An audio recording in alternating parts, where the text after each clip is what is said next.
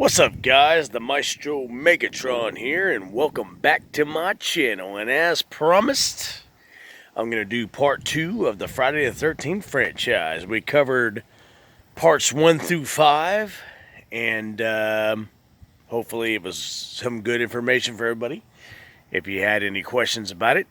Now, moving on to part 6, which was directed by Tom McLoughlin. And in my personal opinion, it was probably the best directed Friday the 13th in the franchise. And what's funny and even more fucked up about that is it was basically supposed to be a comedy parody of the whole series. And it was. There were some funny parts. Also had the most kills, which they did that on purpose. Part 6 was great. Tom Matthews came in as Tommy Jarvis because John Shepard was not available at the time. He was doing another movie.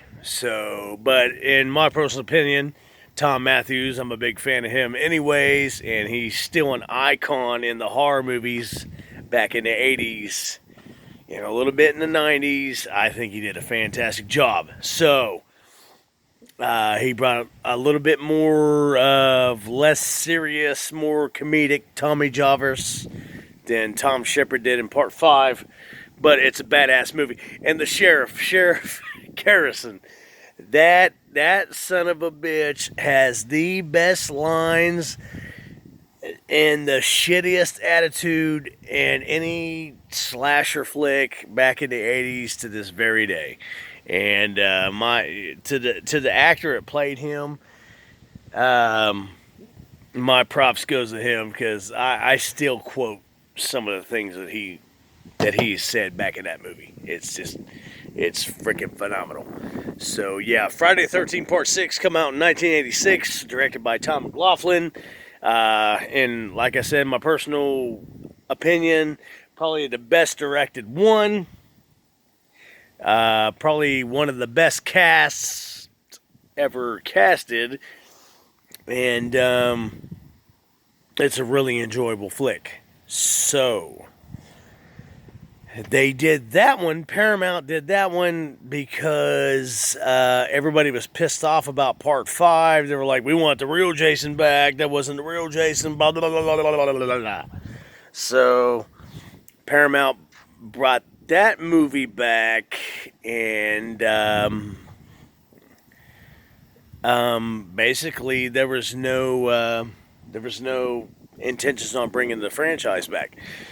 However, 2 years later, another executive came into Paramount, and back in 1988, and he was like, "Hey, let's do another Friday the 13th," which in 1988 brought on Friday the 13th Part 7, The New Blood, which is probably one of the most interesting and badass Friday the 13th movies in the franchise.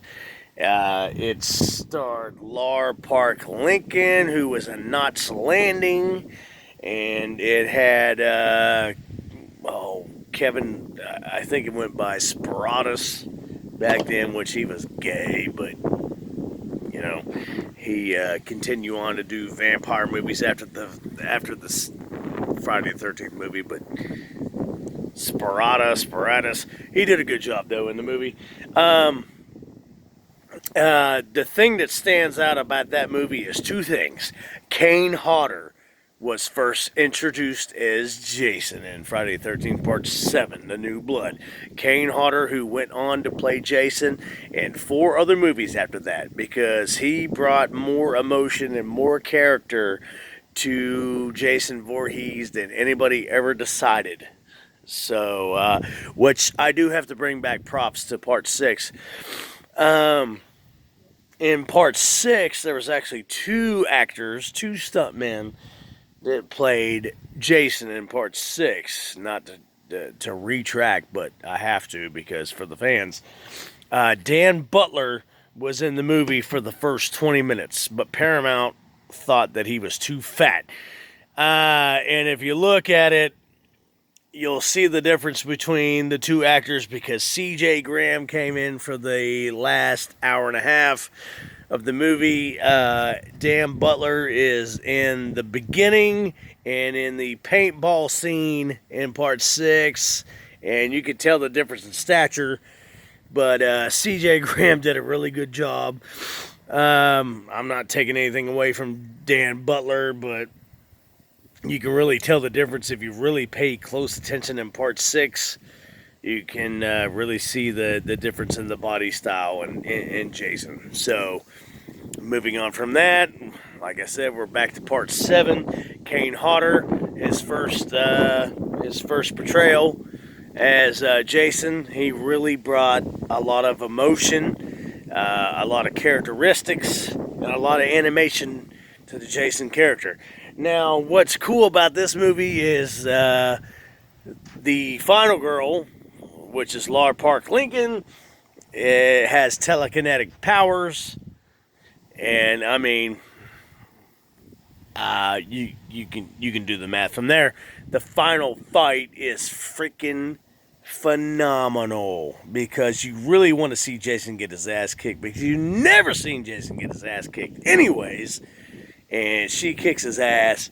It's a badass movie. Friday the 13th, Part 7, The New Blood, 1988. Paramount was proud of it, and it actually doubled the money than it did in the previous 3 Friday the 13th that come out. So what did they do? They come out. Paramount did this. They come out with Friday the 13th, Part 8, Jason Takes Manhattan, which, oh my Jesus Christ, that would be a freaking phenomenal concept, wouldn't it? Yeah, to see Jason romping and stomping around in New York, Manhattan. That would be freaking badass. But unfortunately, Paramount only gave them $1 million to work with, okay? The director, who was the director of Friday the 13th, the series, from 1987 to 1989, came back to direct this particular sequel to Friday the 13th, Part 8, Jason Takes Manhattan. And he had some badass script writing for Jason to do a lot of kills in Manhattan and this and that. But Paramount was being greedy. They were penny pinching. They're like, this is all we're going to give you. Here's $1 million. You work with it and get it done, or you're fired. So basically, the first part of Friday the 13th, Part 8, Jason Takes Manhattan, is on a cruise ship, which that's just fucking ridiculous. Even as a kid, I mean, I'm an old man now, but back then, watching it in 1989, I was like, I did not sign up to watch this movie on a cruise ship. Anybody could be a killer on a fucking cruise ship. But here we go. And, well, the thing about that one is the writing, I guess he got pissed off because he couldn't do most of his scenes in Manhattan. So the director and the writer made it to where Jason had ghostly powers and inhibitions, so he could appear and reappear and warp. It was just it was a massacre. The last 20 minutes of the movie takes place in Manhattan. I guess they had about $500,000 left after the cruise ship scene, and I guess they just went on from there on that one. But, yeah, it was horrible. Paramount, it didn't make any fucking money because it was basically a lie. And Paramount was like, okay, well, I guess we're done with this franchise. And by the way, we ain't really got anything to go with, so we're going to sell ourselves to Dimension Films, which they did. And that brings on my next topic. Dimension Films takes over Paramount, takes over the Friday the 13th franchise, so they bring on Jason Goes to Hell, the final Friday. And the previews for that is so fucking ridiculous, it's not even funny. Because there is no indication, there is no nothing of Jason going to hell. The beginning, and by the way, Kane Hodder came back for that part as well as he did for part 8. Kane Hodder's performance is probably the best thing in Friday the 13th part 8, Jason Takes Manhattan. And for what little you see of Kane Hodder in the final Friday,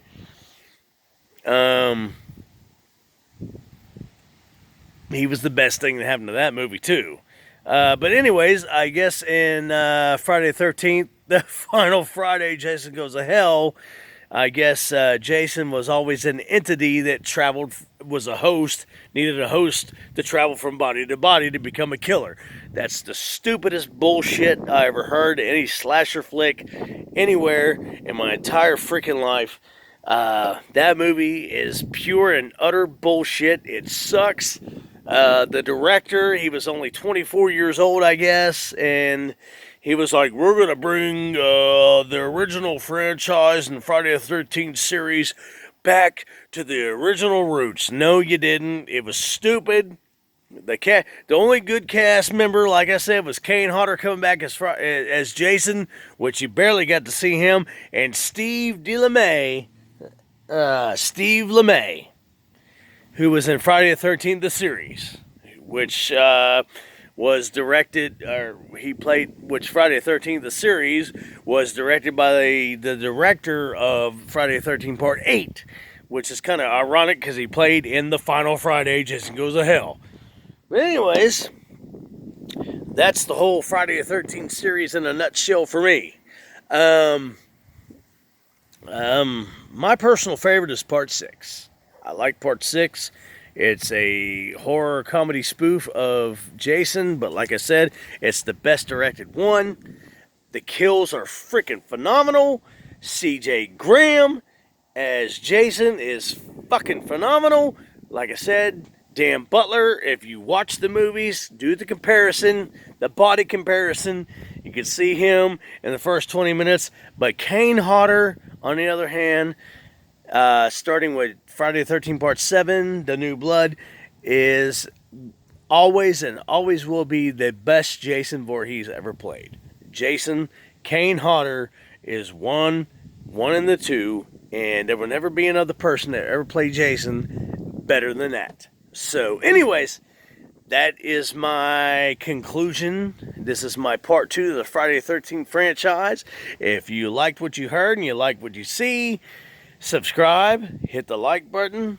I'm the Maestro Megatron.